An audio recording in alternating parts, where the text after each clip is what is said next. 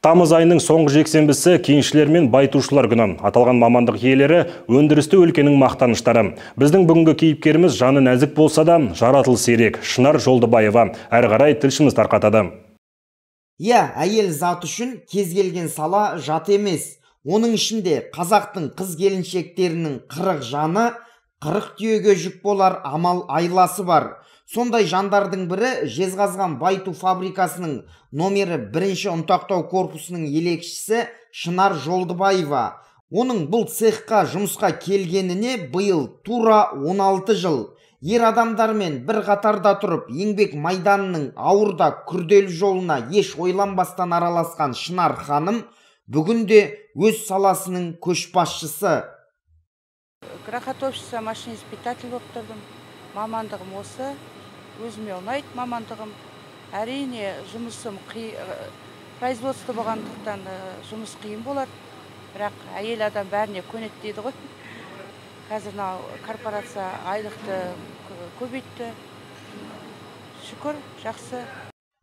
Байтушылар арасында байсалды қалпымен көпке үлгі болып жүрген кейіпкеріміз Жезқазған Байту фабрикасы мен Қазағымыз корпорациясы басшылығы тарапынан үздік қызметкер ретінде бірнеше мәрте алғыс хаттарын алған.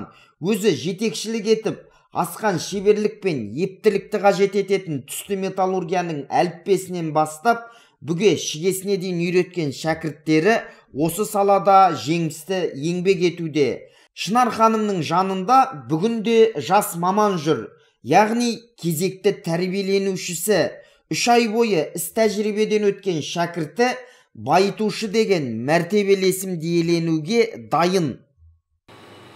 Жетекшім Жолдыбаева Шынар. Ол кісі өте жақсы, маман иесі.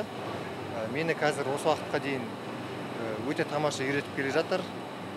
Білмеген жерлерін сол кісіден сұрап біліп отырам, көрсетіп айтып отырады. Алғы уақытта осы кісі секілді ұзақ уақыт осы жерде жұмыс істегім келеді. Жақсы маман иесі болып атанғым келеді. 2006 жылы фабрика табалдырығын ең алғаш аттағанда Шынар Жолдыбаева үшін бәрі таңсық еді. Байтушы жастардың бел ортасында жүрген кейіпкеріміз қазір тәжірибесі толысқан, көрген түйгені көп беделді елекші. Келе жатқан байтушылар күні құтты болсын. Істеп жатқан жұмыскерлеріміздің отбасыларына бақыт тілеймін. Балаларымызды күтіп көрсін. Шаңырақтары қуанышқа тола берсін, той көп болсын.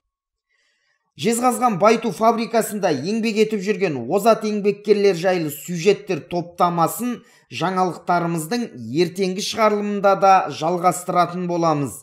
Мұқағали Сейітқазы, Нұрбол Үздікбаев, Дидар телеарнасы.